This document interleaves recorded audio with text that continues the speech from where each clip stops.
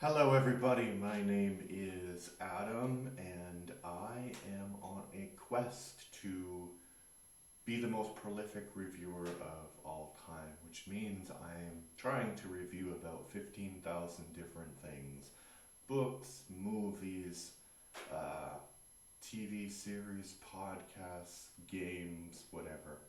And today I am going to be reviewing the 2019 movie, uh, war movie called 1917.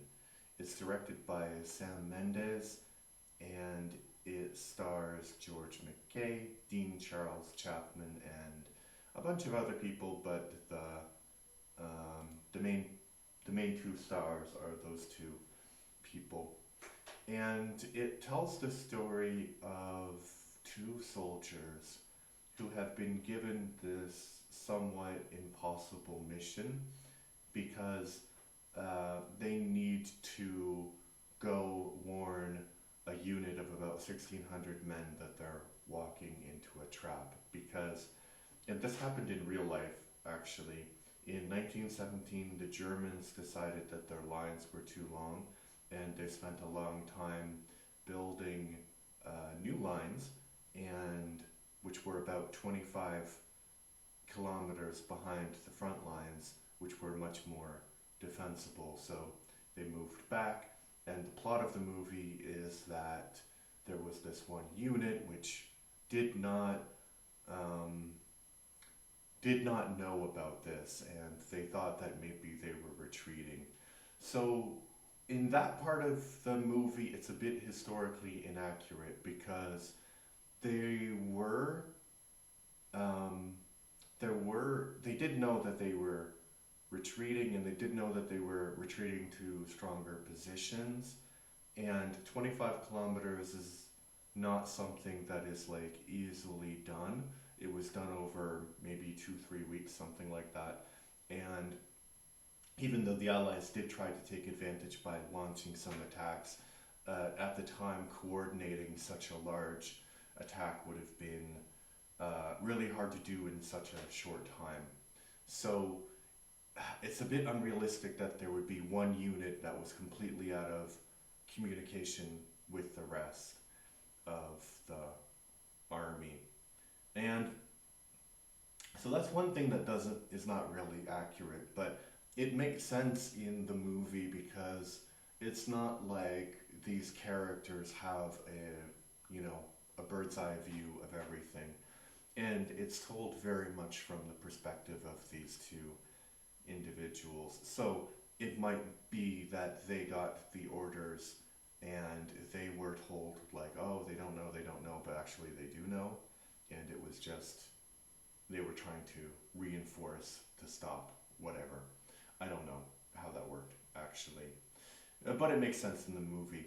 The other thing that doesn't make sense from a historically accurate perspective, and the director Sam Mendes is completely aware of this, so um, it's not like a criticism he hadn't thought about, is that the movie is full of action and it's full of movement and it's full of running and it's full of like it makes the First World War seem like very, very exciting. Um, but you know, it it wasn't a war of running, at least on the Western Front. It was a war of like walking very slowly to get blown up after 3 meters or something like that. But he mentioned that he wanted to tell this particular story to make the war to make it more fluid and to have more movement because the the guys are not entirely going directly towards the Germans. They're going like this way. So that movement might have been more possible than this. So Mendes is completely aware of that. So those would be my two historical criticisms of the film.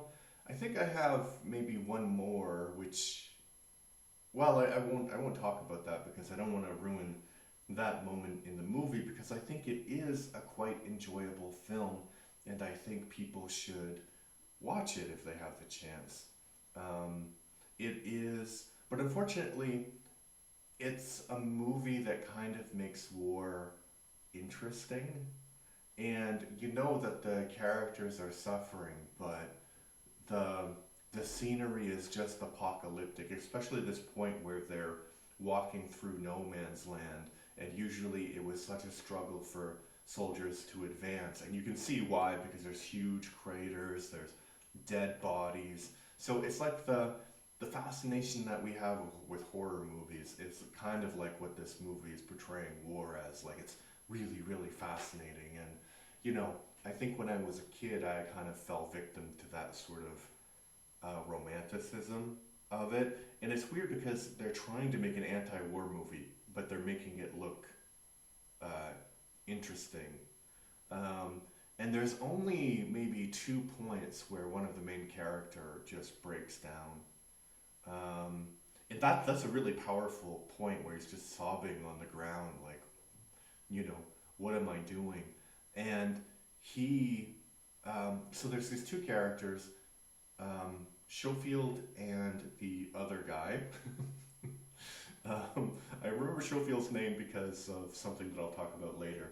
But yeah, so there's these two characters, they're just British soldiers, and um, um, an officer comes to one of them and says, "Hey, pick somebody." And he doesn't, he sees one guy sleeping by a tree, and he's like, "Hey, come on."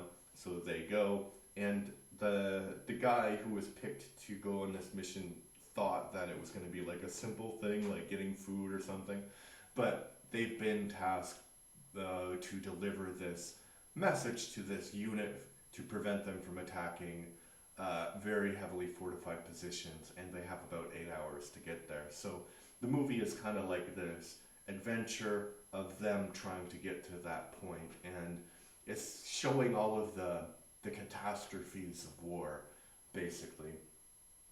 And I think that part was really, as I said, it's a little bit more fascinating than you would want in an anti-war film, but it is really fascinating. It shows like the destruction of all of like these huge trenches, dead horses in no man's land, the barbed wire, how dangerous that was. It shows aerial warfare. It shows the kind of the inhumanity of war and the pointlessness of war. But as I said, it's really, really fascinating. So it's not as effective as an anti-war movie as it could be. And I think I have like one criticism of the way the movie was made itself, and I think it's connected to this fascination of war kind of theme of it. And that is, for the most part, although there is one moment which I keep referring to, which I'll talk about in a moment, but for the most part, the music does not match what's happening on the screen. So you can see that the actors are doing this great job of portraying like this emotion, right, of despair or whatever. And then there's like this uplifting music, which doesn't make a lot of sense. You know, I think I would just not have any music at all and just let the actors, maybe not have any music in the whole movie, but let the actors act. And I've been hinting at it for a while, so I'll just say it directly now. The the one time when the movie's music actually um, matches with the emotion of the scene is, I think, actually one of the best scenes I've ever seen in a movie, which is the Schofield run. So, as I said, the characters have been tasked with giving this message to stop this attack, and the character of Schofield over the movie becomes more and more desperate to deliver the message, and he is literally 300 meters away from being successful in delivering his message, but there's a line of soldiers who are about to go over the trenches, and he has to get past the line. So he runs in front of the soldiers that are advancing towards the German lines. So the Germans are attacking, and the the other soldiers are attacking, and he's just like running, running, running. He gets pounded a few times, He collides a little bit with, I mean, twice really violently with people who are running towards the direction of the front lines. And you can just see right there, like that. I don't know how long that sequence lasts, like 2 minutes, 3 minutes, or even shorter. It's just a really good summary of the chaos of war. And the music is very triumphant and inspirational because he is driven by this thing which he can't achieve unless he gets there, you know. So again, we go back to this idea that it's fascinating, war is fascinating, and also it's fascinating because what it does to the human character, because he becomes obsessed by fulfilling his mission. And I think the movie is really, really well structured because it begins with him being under a tree, kind of really cynical, and then it ends with him being under the tree, uh, far beyond cynical, like a broken man, basically. Because he thought he was broken before, then he's really broken. So the movie tells a really, really great story. I'm just not sure that some of the parts of it are effective, like the inspirational music when characters are not feeling that way. Another thing that I think is, I understand why movies do it, because we have this perception now that World War One was the bad war because it was the war that kind of started the Second World War, and you know it was pointless. So many people died, and yes, it was pointless. It was a bad war. So many people died, and it's kind of interesting to think about what the world would have looked like without that war. Um, but the characters, none of the characters in there, except of the Schofield's friend, none of the characters in there have, and he's not even that much. They don't have any. No one talks about honor or duty or anything, and these are concepts that people believe in now, and they really believed in then. So how do you motivate people to do that, right? To just go in front if everybody is cynical and doesn't believe in it anymore. I think that we tend to look at it as like fake because so many people were sacrificed, but how do you think they motivated themselves? So that's not just a problem of this movie, it's a problem of a lot of modern movies about that particular time period. Um, yeah, what did you think about it? Let me know your thoughts in the comment section down below. If you appreciate my reviews, like and subscribe. I have a goal of having 150 subscribers by the end of January. We have about 108 right now, so I think it's quite doable.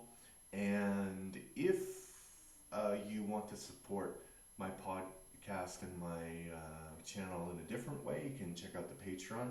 It's kind of a unique perspective on Patreon, so check that out. And all right, thank you. Thank you for watching. Bye bye.